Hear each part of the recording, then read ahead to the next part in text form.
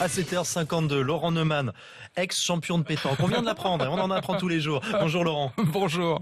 Je rappelle l'événement politique, évidemment 8h35 tout à l'heure, dès 8h35 et jusqu'à 9h. Apolline de Malherbe reçoit le Premier ministre Manuel Valls. Ça tombe bien au lendemain des chiffres du chômage. Laurent, je le rappelle ce chiffre, 19 100 demandeurs d'emploi en moins en janvier. Ça baisse donc, c'est possible. Il faut remonter à août dernier pour voir ça.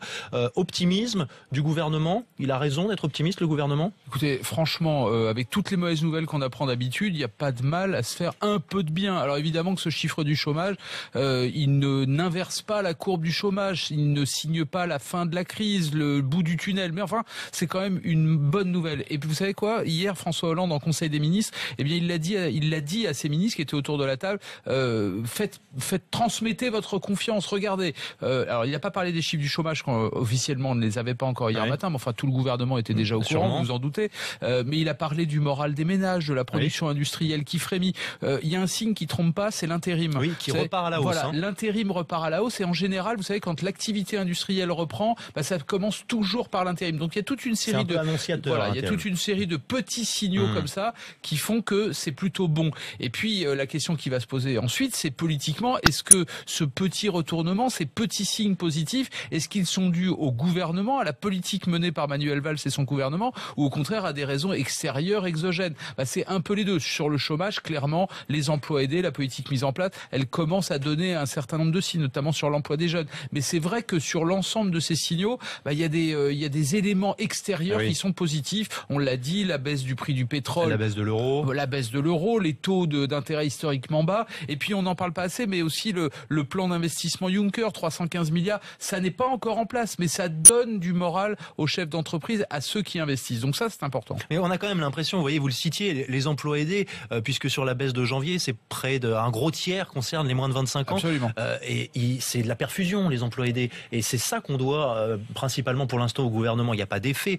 François Hollande parlait de la baisse des allègements de charges, la baisse des cotisations du CICE, les premiers effets du CICE.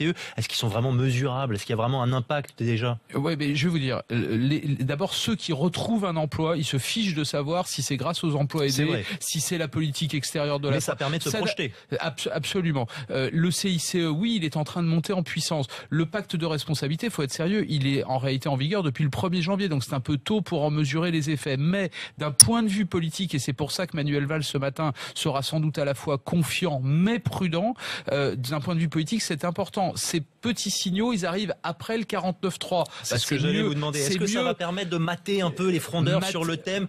Regardez quand même ce qu'on fait, ça porte ses fruits. Peut-être pas, mais en tout cas, c'est plus facile d'avoir ces petits signaux-là positifs après le 49.3 que de ne pas les avoir. Et puis ça arrive juste avant les départementales. Et là, Manuel Valls, ce matin sur notre antenne, il va sans doute lancer la campagne des départementales. Ce soir, il est dans l'Aude, à côté de Carcassonne, mais il a prévu une dizaine de déplacements. Le chef de l'État a reçu 10 présidents de conseils généraux socialistes pour leur dire le gouvernement sera à vos côtés pendant cette campagne. Il y a des ministres qui vont aller faire des dizaines de sorties. Najat Vallaud-Belkacem, Emmanuel Macron, vous vous rendez compte, Emmanuel Macron, il est demandé partout sur le terrain pour aller faire campagne. Emmanuel Valls, lui, fera sans doute une dizaine de déplacements. Donc tout ça, c'est extrêmement important. Puis un petit détail, ça vous a pas échappé, hier Bruxelles a donné 2 ans de plus au gouvernement français. Et François Hollande est tranquille. Pour revenir sous la barre des 3%, à condition de présenter un plan de réforme. Mais si les signaux sont bons, peut-être que les réformes présentées à Bruxelles seront moins sévères. Donc toute cette conjonction-là fait qu'effectivement, au gouvernement, on a un peu plus le sourire,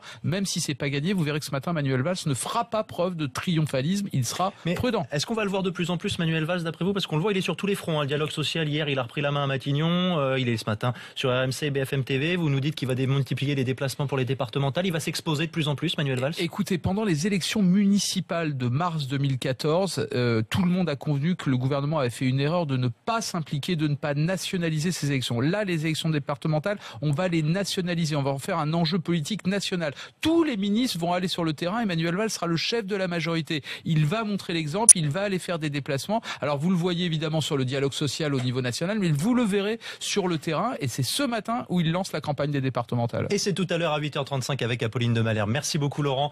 À demain, il est 7h57 sur RMC.